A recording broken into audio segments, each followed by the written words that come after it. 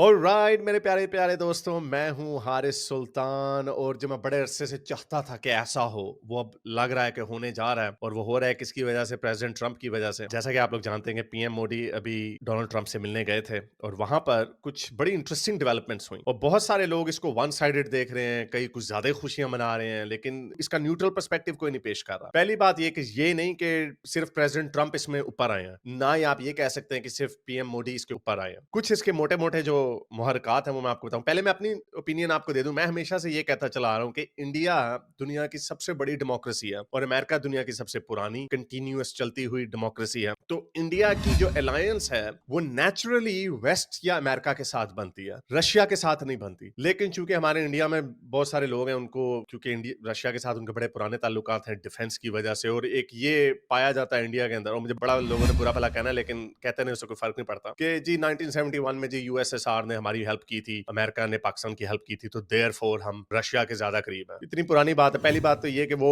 Putin का Russia नहीं था, वो सोवियत यूनियन थी। ये पुतिन का रशिया है जो अपने पॉलिटिकल एनिमीज को खिड़कियों से बाहर फेंकता, जो यूक्रेन के ऊपर एक डेमोक्रेसी के ऊपर हमला करता है। और आई नो कि इंडियन मीडिया के ऊपर बस यूक्रेन को बुरा बनाया हुआ है, वेस्ट को बुरा बनाया हुआ है, लेकिन जो एक डिक्टेटर जिसने कभी फ्री एंड फेयर इलेक्शन अपने मुल्क में नहीं कराया, वो बहुत सारे इंडियंस को बड़ा पसंद है। हालांकि पीएम मोदी जब पुतिन से मिले थे कोई 1.5 साल पहले या साल पहले की बात है, तो उन्होंने वहां पे कहा था कि हम न्यूट्रल नहीं है, बल्कि अभी उन्होंने कहा कि हम न्यूट्रल नहीं, लेकिन दुनिया को रिएक्शन ये था कि न्यूट्रल इंडिया है। लेकिन पीएम मोदी ने कहा था ये युग का जमाना नहीं रहा, I mean this is not the age of wars. तो बड़ी अच्छी स्टेटमेंट थी। लेकिन at the same time America ने इंडिया के ऊपर इतना प्रेशर नहीं डाला, और उसकी भी पीछे वजूहात है। उसकी वजह ये नहीं कि इंडिया को बहुत बड़ी पावर है इसलिए वो जो मर्जी करें, ऐसा नहीं है। बाइडेन ने इंडिया के ऊपर प्रेशर इसलिए नहीं डाला क्योंकि अगर टोटल सेकेंडरी सैंक्शंस भी रशिया के ऊपर लग जाती, सेकेंडरी सैंक्शंस का मतलब यह है कि वो मुल्क जो रशिया के साथ बिजनेस कर रहे हैं वो अमेरिका के साथ बिजनेस नहीं फिर करेंगे, क्योंकि अमेरिका दुनिया की सबसे बड़ी मार्केट है। हर मुल्क अपना सामान जो है अमेरिका में बेचना चाहता है, और ऑब्वियसली इंडिया भी बहुत सारी एक्सपोर्ट्स करता है यूएसए में। तो एनीवे हर मुल्क जो है वो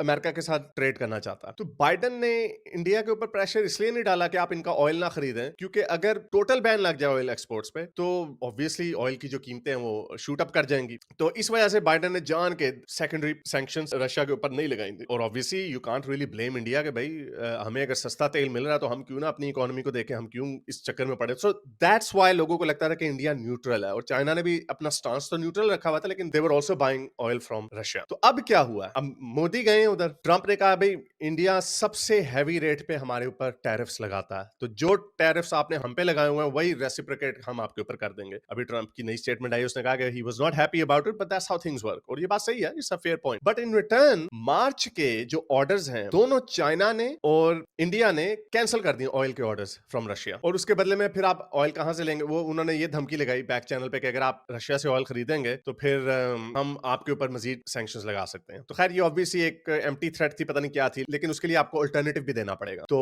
अब अमेरिका में अलास्का में एक ट्रंप बड़े देर से कह रहा है कि अनवार नाम के एक रिजर्व्स हैं जो शायद सऊदी अरब से भी ज्यादा। That's why he keeps saying America has more oil and natural gas than anywhere else in the world. तो हम एक्सपोर्ट करेंगे आपको, और पीएम मोदी ने भी इंटरेस्ट शो किया कि ठीक है हम आपसे ऑयल ले लेंगे। जापान का प्राइम मिनिस्टर भी उधर गए थे, उन्होंने भी कहा कि हम एनर्जी जो है यूएस से लेंगे। तो ये जो ट्रेड का जो डेफिसिट है, तकरीबन कोई $30 बिलियन का जो डेफिसिट है, वो बड़ी जल्दी से रिकवर हो सकता है। आई थिंक इंडिया एक्सपोर्ट करता है about $80 billion worth of exports to the US, और यूएस एक्सपोर्ट करता है सिर्फ अबाउट $40 बिलियन।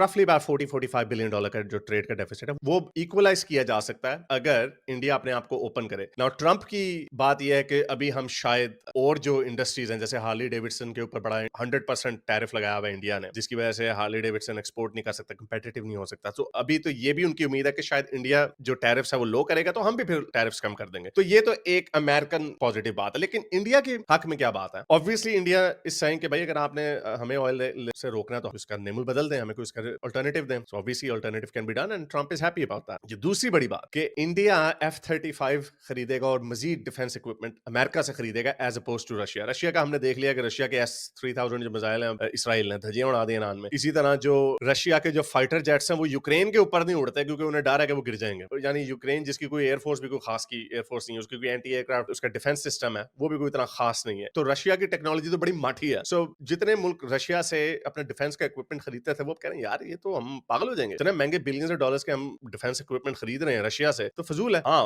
अगर आपको F-35 मिले तो व्हाई नॉट। सो F-35 की सेल भी होगी इंडिया में, विच इज वेरी गुड। और इस पूरे रीजन में इंडिया की जो टेक्नोलॉजिकल सुपीरियोरिटी होगी वो सारे रीजन से सबसे ज्यादा ऊपर होगी, जिसकी चीखें हमारे पाकिस्तान में भी सुनाई दे रही हैं। उन्होंने कहा यार ये क्या आपने कर दिया, हम F-16 के ऊपर बड़ा इतराते थे, अब F-16 का बाप F-35 जो है वो इंडिया के पास आ जाएगा, विच इज वेरी गुड। और यही होना चाहिए। इंडिया की अलायंस मैंने आपको जैसे कहा रशिया के साथ नहीं, चाइना के साथ नहीं, बाकी डेमोक्रेटिक पावर्स के साथ होनी चाहिए, लाइक द यूनाइटेड स्टेट्स। अच्छा, एक ये दूसरा उन्होंने ये भी कहा 2008 में जो मुंबई का जो टेररिस्ट अटैक था उसमें कोई एक राणा समथिंग राणा, जिसका नाम मुझे पहले honestly I didn't know about this, कारण उन्होंने उसका नाम नहीं लिया, रिपोर्टर्स ने नाम लिया, लेकिन प्रेसिडेंट ट्रंप ने नाम नहीं लिया। उन्होंने कहा हम उसको एक्स्ट्राडाइट करेंगे। Now I don't know how is this going to pan out, क्योंकि वो कैनेडियन सिटीजन है, पता नहीं शायद अमेरिका में रहता है, इसलिए ट्रंप ने कहा कि हम एक्स्ट्राडाइट कर देंगे and he will face justice in India, which is also a good thing. इस पे भी हमारे पाकिस्तान को बड़ी तकलीफ हुई है, क्योंकि हमारी जो ऑफिशियल पॉलिसी है या ऑफिशियल जो हमारा नैरेटिव है वो तो यही कि नहीं हमारा तो इसमें कोई हाथ नहीं, they were non state actors, we have nothing to do with that, so why are you worried if this guy is extradited to India. तो ये भी एक बड़ी जीत है। ऊपर से उन्होंने क्रॉस बॉर्डर टेररिज्म की भी बात की, पाकिस्तान का नाम नहीं लिया लेकिन क्रॉस बॉर्डर टेररिज्म की उन्होंने बात की। अगेन ऑब्वियसली ये पाकिस्तान के ऊपर बात हो रही है, नॉट अगेंस्ट चाइना, क्योंकि चाइना के ऊपर क्रॉस बॉर्डर टेररिज्म का इल्जाम नहीं है। एट द बॉर्डर जो इंकर्जन होती हैं, हैंड टू हैंड कॉम्बैट्स होते हैं, अगर उसके बारे में बात होती तो फेयर इनफ, वो चाइना के बारे में होनी थी। तो इसमें दोनों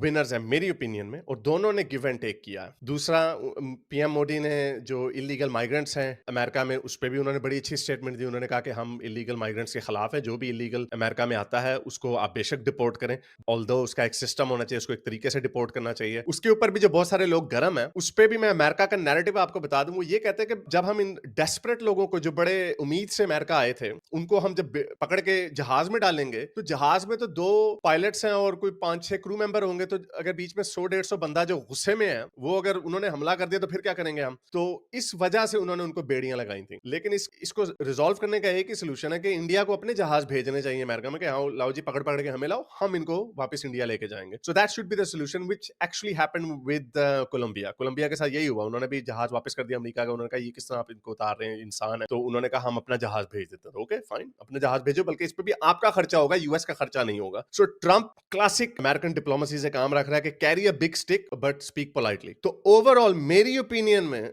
मैं तो इसमें बड़ा खुश हूं कि अमेरिका और इंडिया ज्यादा करीब आएंगे, और जो रशिया है वो इंडिया से ज्यादा डीकपल होगा, और ये जितना डीकपलिंग होगी उतनी अच्छी होगी। I know I was looking at some Indians, और वो कह रहे थे नहीं if you think India Russia से डीकपल हो जाएगा तो यू डोंट अंडरस्टैंड जियोपॉलिटिक्स वगैरह वगैरह। I don't care, this is what I want to see. जब आप F-35 इंडिया को देंगे तो ऑब्वियसली दिस शोज कि India will be switching from Russia towards America, which is a good sign. और India के लिए भी बड़ी अच्छी बात है कि I think he was number 3, I think prime minister Modi was the third head of state who has met Donald Trump. पहला नेतन्याहू था, फिर वो जॉर्डेनियन किंग था because he was a more immediate issue, and then number 3 is prime minister Modi. और जो हमारे इधर शहबाज शरीफ साहब हैं वो तरले ले रहे हैं कि हमें 5 मिनट दे दें सर, प्लीज 5 मिनट्स हमें दे दें। लेकिन उधर से एक स्टेटमेंट आने वाली है, मेरे जहन से उनका नाम निकल गया, वो एक अमेरिकन डिप्लोमेट है। उन्होंने कहा कि he is preparing A road map, कि उन्होंने किस तरह पाकिस्तान के ऊपर प्रेशर डालना है कि आप इमरान खान को रिहा करें, वरना जितने भी पाकिस्तानी लोग रिस्पॉन्सिबल हैं in the इनकार्सरेशन of Imran Khan, उनके हमने वीजे बंद कर देने। तो पाकिस्तान की ट्रंप मुझे लगता है खूब छितरौल करने वाला है, और शायद ये घबराए हुए भी होंगे, और होना भी चाहिए इनको, क्योंकि आप इमरान खान से लाख इख्तलाफ करें, लेकिन ये जो बदमाशी चल रही है पाकिस्तान में, इसका कोई ना कोई तो अंजाम होना चाहिए। Anyway that's the update from PM Modi's trip to America. I think this is a good trip. मेरा ख्याल से ये अच्छी चीज है। बहुत सारे लोगों को शायद ये तो पसंद ना आए, क्योंकि जो लोग अभी भी रशिया की सिंपिंग करना चाहते हैं, you know, I don't like it. India का वेस्ट की तरफ ज्यादा जाना, उनसे डिफेंस इक्विपमेंट खरीदना, उनसे ट्रेड ज्यादा करना, आई think this is a good thing overall for the future of India. Anyway आपकी क्या राय है कमेंट्स में बताएं। अब तक के लिए इतना ही, अगली वीडियो तक चैंस हाफिज। अगर आपको मेरी ये वीडियो अच्छी लगी तो मेरे चैनल के मेंबर बनिए, पेट्रन बनिए, या फिर आप मुझे बाय मी या कॉफी में भी सपोर्ट कर सकते हैं।